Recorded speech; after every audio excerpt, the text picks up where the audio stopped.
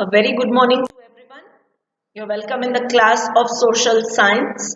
Today we are going to learn about Independent India, lesson number 13 in our second SEM textbook. This chapter is on page number 102 and this is your first video. In the last chapter, we had learned about post-independent India. We saw that how the freedom fighters who sacrificed their lives, that was fruitful, and India achieved independence from the Britishers, from the all the tyranny which the freedom fighters or the Indians had to face. That ultimately came to an end.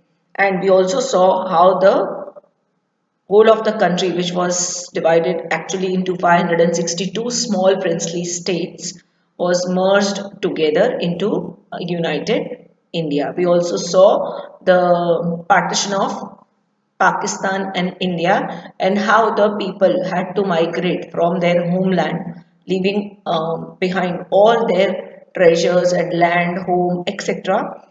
And they had to migrate from either from Pakistan to India or from India to Pakistan. We also saw the pictures in which they had shown that how the refugees that migrated from one place to another, how the trains they were completely overloaded. Now let's continue with this chapter, which is going to help us understand what was actually independent India. Now, formation and reorganizations of states. India became independent and the princely states were merged into the union. We had adopted a federal system of government.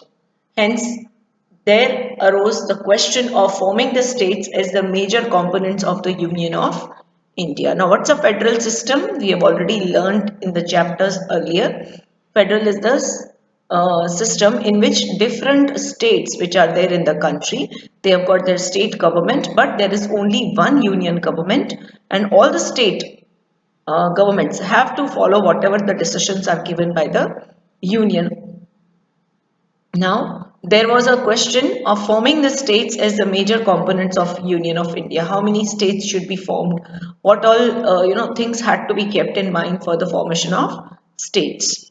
The union that emerged out of the merger of the British India and the princely states was classified as A, B, C, and D. The status of all the states in these four categories was not the same, though they all were an integral part of the Union. All the different states were classified into these four sections. There were four categories. They all were not same, but they all were the integral part of the Union, very important part of the Union. Thus, India emerged as a union with four categories of states at the time of enforcing the constitution in 1950. So, when the constitution was formed, India was a union of these four category of states. People from Madras, that is Group A states, launched a strong protest to form Andhra Pradesh for the Telugu speaking community and the government accepted their demand. On 1st October 1953, Andhra Pradesh was formed as a new state on linguistic basis. Later on, demand for the formation of states on linguistic basis started across the entire nation. So, because the government allowed one state, which is Andhra Pradesh, to be a separate state because their language was different. So, from then on, the demand for the formation of different states on the basis of language, it started in entire India. Things to know. The Indian National Congress had announced in 1920 that when India would become independent, the major linguistic regions will become autonomous states. That means this demand for separate state on the basis of language, this thought or this intention was informed to the people in 1920 itself, very earlier than actual independence was secured.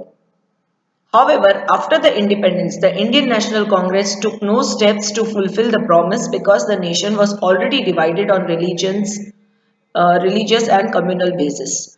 The death toll in the communal riots was more than 10 lakhs people. The Indian National Congress was apprehensive whether the nation would be able to handle the linguistic divisions or not.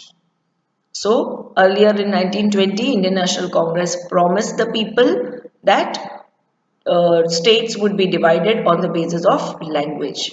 But after independence, what happened? No steps were taken by Indian National Congress to fulfill that promise because already there were divisions on the basis of religious and community. The death toll in the communal riots, we know that communal riots took place when India was partitioned into Hindustan was partitioned into India and Pakistan, and more than 10 lakh people died.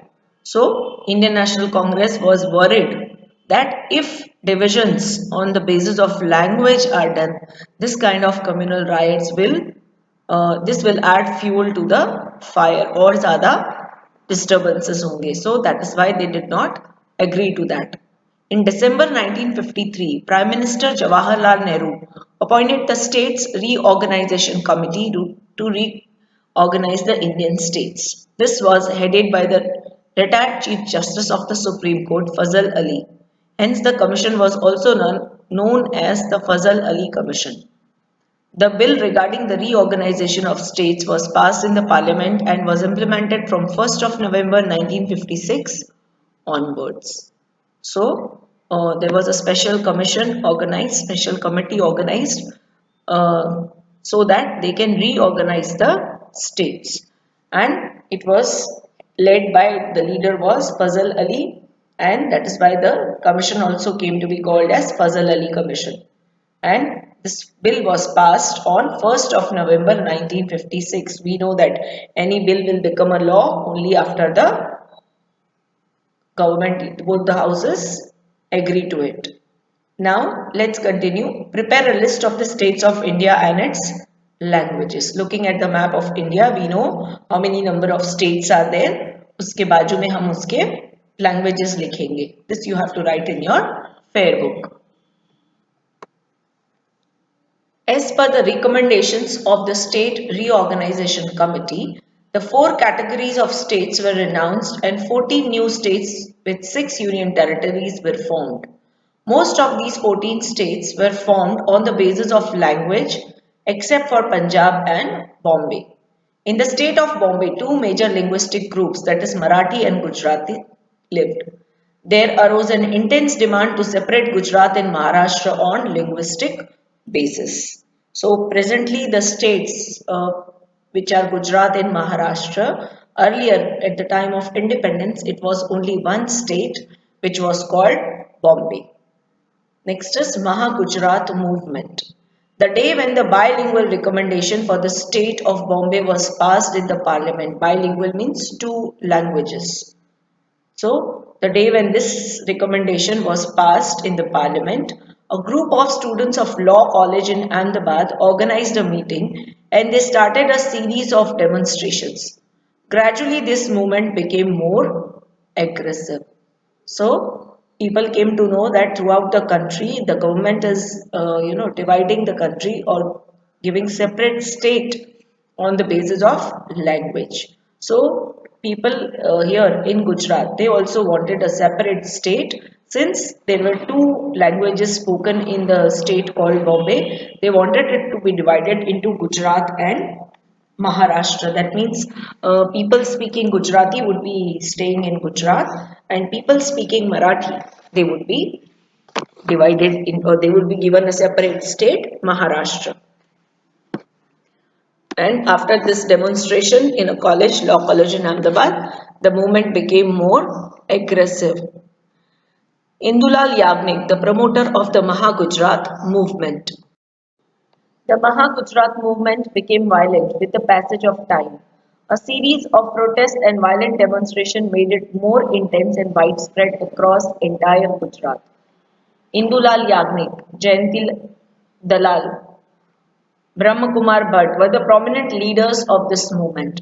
So, as we saw that the demonstrations which started in the Law College in Ahmedabad, they became very aggressive, and gradually this movement became very violent A series of protests and violent demonstrations were there widespread across whole of the Gujarat, and these were the prominent leaders of this movement. Maha Gujarat Janta Parishad was formed under the leadership of Indulal Yagnik in September 1956 with the support of few other political parties. This parishad demanded for the separate Gujarat state. So, a separate Janta Parishad was formed under the leadership of Indulal Yagnik, and who supported them? Few political parties. And what was their demand? It was the demand for a separate Gujarat state.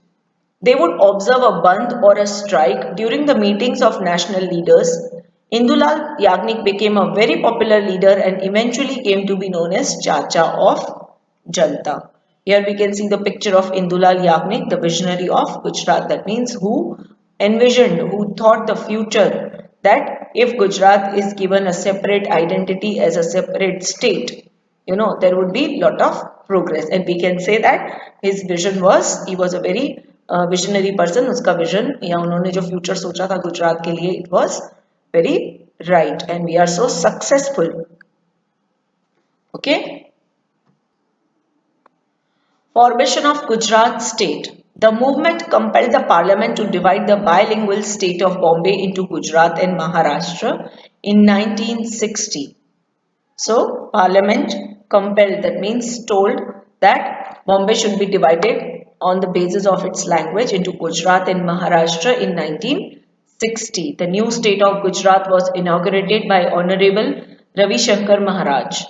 Ravi Shankar Maharaj blessed the people of Gujarat to start the new mandal of Gujarat at Sabarmati Ashram, Ahmedabad on 1st May 1960. That is why on 1st May we celebrate as the birthday of Gujarat or Gujarat Day. Mehndi Nawaz Jung became the first governor and Dr. Jivraj Mehta became the first chief minister of Gujarat. So, understood how Gujarat was formed and why it was formed on the basis of language. Now, there is an activity given here. The current name of Bombay is Mumbai. There are other cities in India which had a different name earlier. Prepare a list of them. At least 5 names of such cities you should write down in your fair book. The old name as well as the new name. As for example, we will write down first Bombay dash Mumbai. We have got many other names which we have studied till date also in our course. Okay, or you can take help from your parents.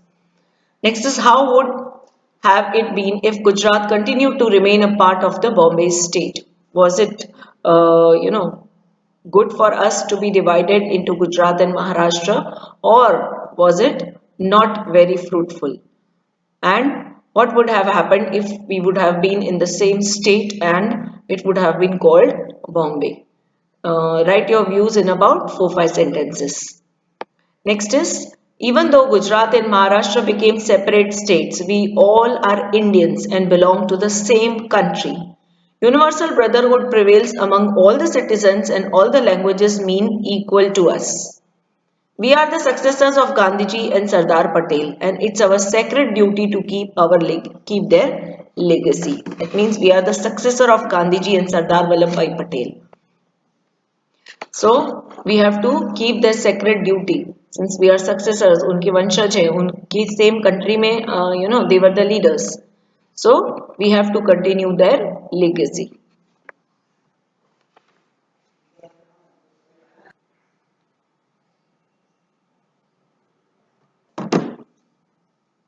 Legacy means the gift we have got of independence.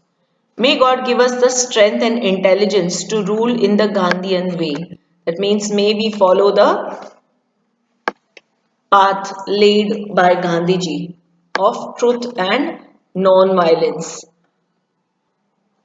May we stay rich in values even in poverty and serve our Mother India with dedication. Let us begin the journey towards unity and progress. So, this is the wish our leaders would have thought we would continue for the independent India. That is, to follow the path of Gandhiji of truth and non-violence, to stay rich in our values, even though we are not very rich, we are poor, even though still we have to stay rich in our values and serve our country with complete dedication.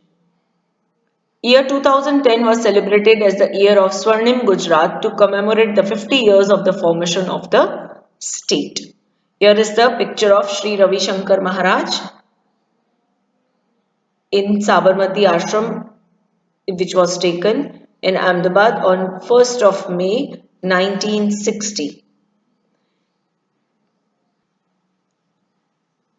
Your next topic is integration of the French and Portuguese colonies into Indian Union. This we will study in the next video. Thank you so much, everyone. Stay home and stay safe.